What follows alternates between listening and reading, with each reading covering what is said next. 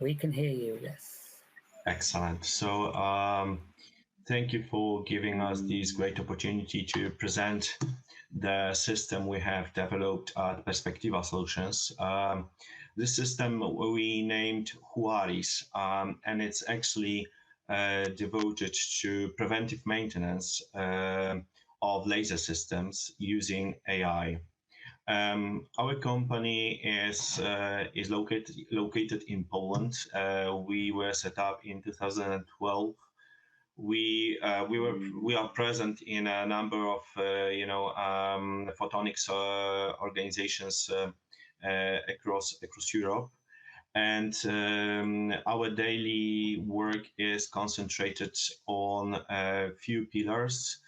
First of all, we are a contract production company, so we do produce various machines, electronic devices, photonic devices, and cable harnesses on the contractual basis for our clients. However, we have one strategic pillar which is related to diagnostics of the laser beam.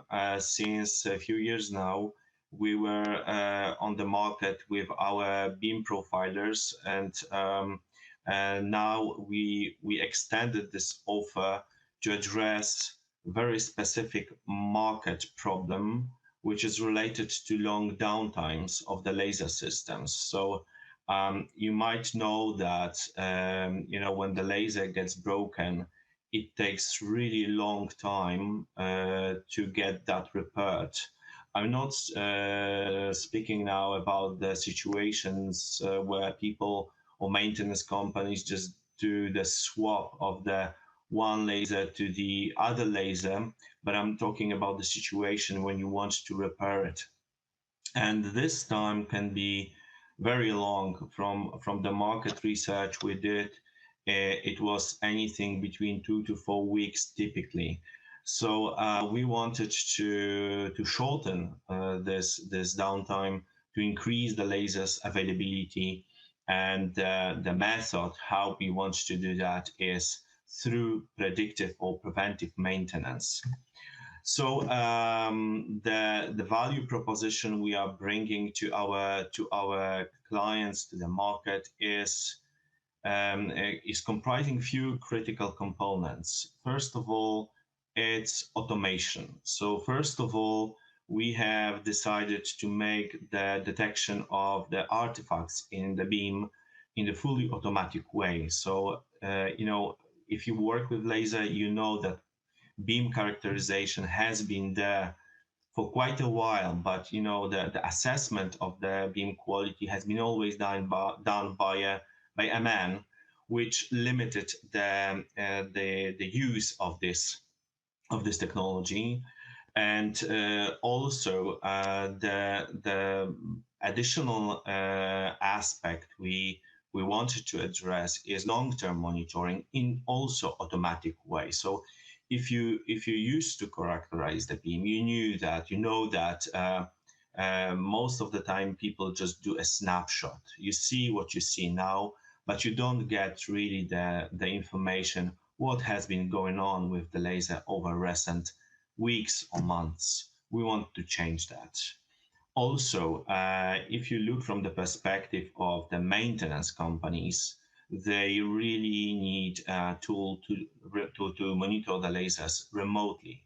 The business model is to have very few sites from which they support their clients.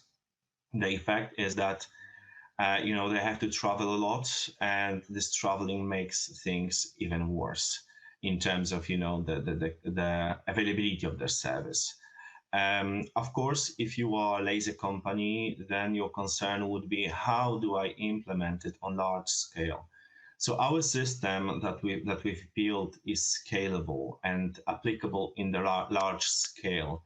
It's been done by people who are always dealing in the professional careers, always dealing with the large or big data. So they are very used to this sort of problems, and they applied state of the art methods in our systems as well.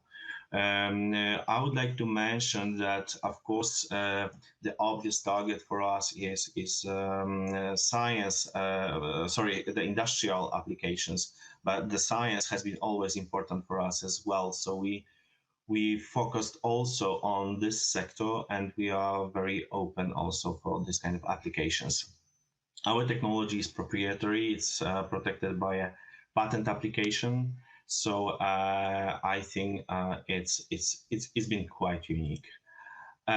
So what about the parameters? Well, if you are a technical person, you will immediately ask, what do we monitor? What do we watch for you? First of all, the key data, the basic information is the beam profile. So the 3D map of the laser intensity, in space. Then we monitor also the power. We monitor also the parameters in the time domain, so beam pointing stability, and of course trends in all above all above parameters. Of course, these parameters are kind of generic. I didn't name them very specifically, but I didn't want to consume too much of the time here.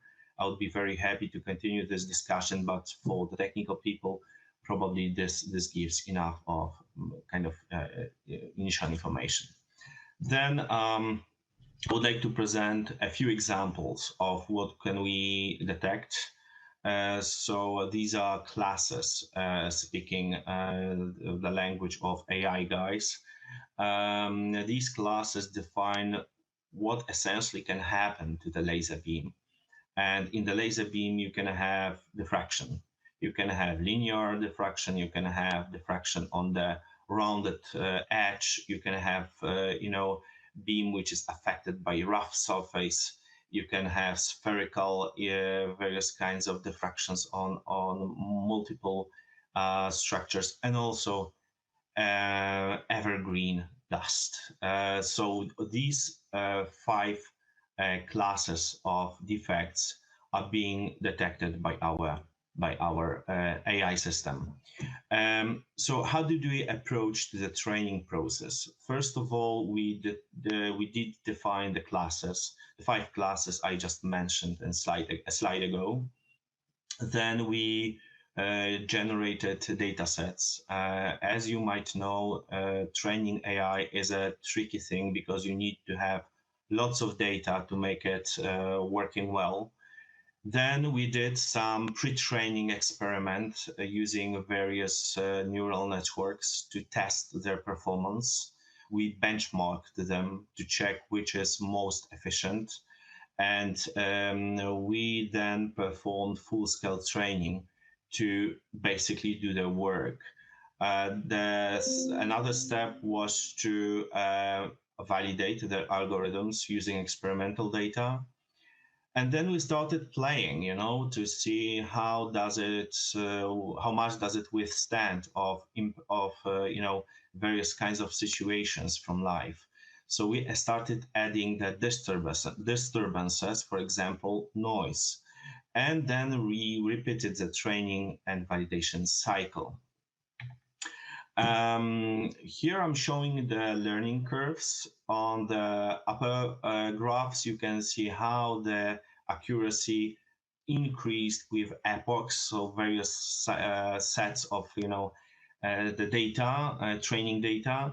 And then on the bottom, you can see the loss function. Loss function essentially tells you how much of error do you make when you are evaluating your image using AI.